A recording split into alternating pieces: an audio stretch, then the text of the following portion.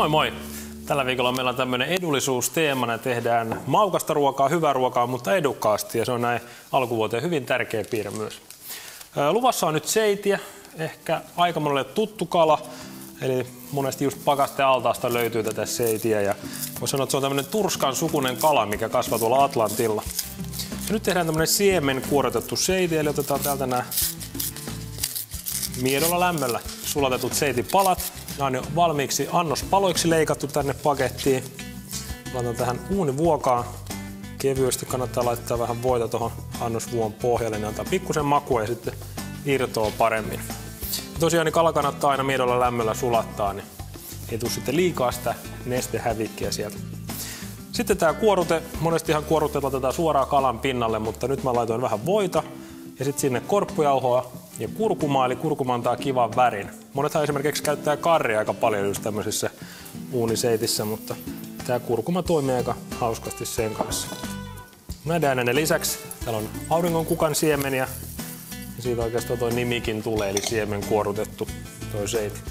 Ja sitten mun mielestä kala kaipaa aina jotain yrttiä mukaan ja nyt tässä on hyvää suomalaista tilliä ja semmonen reipas nippu sitä sinne joukkoon ja sitten hippasen verran vielä suolaa joukkoon, eli tiedetään, että pakastekalassa ei itsessään ole sitä suolaa, niin kannattaa laittaa se suola tähän gratinoin joukkoon ja sitten sekoittaa oikein hyvin. No niin, nyt on kuorote valmiina. Sitten tähän kalan pintaan ja aika kauniin näköinenkin itse asiassa on. Tässä on tilli tuo kiva vihreyden, raikkauden ja sitten tuo kurkuma antaa kivaa keltaista sävyä siihen. Tämä on uuniruoka eli 200-astinen uuni ja tiedetään, että kala kypsyy aika nopeasti. Eli noin 25 minuuttia riittää tuolla uunissa ja sen aikana on sitten hyvä tehdä vaikka perunamuusia, mikä sopii muista kalaruoan kanssa parhaiten. Nyt nämä maustumaan uuniin.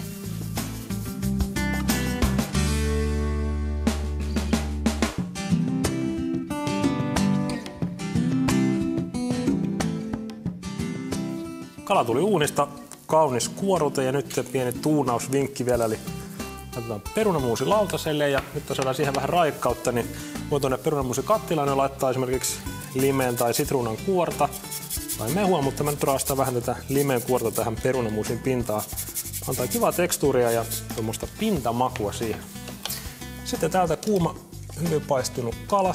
Mulla on sen verran kova nälkä, että mä otan 2 palaa tuohon noin ja vähän tuoretta yrttiä vielä sitten siihen päälle. Joskushan käy niin, että sitä arkena perunamuusia tai muuta jää tähteeksi. Nyt kannattaa esimerkiksi perunamuusin tähteet käyttää perunariaskaan ja sen perunariaskan ohje löydät täältä kruoka.fiistä.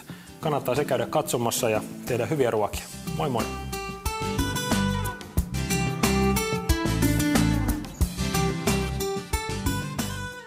To be continued.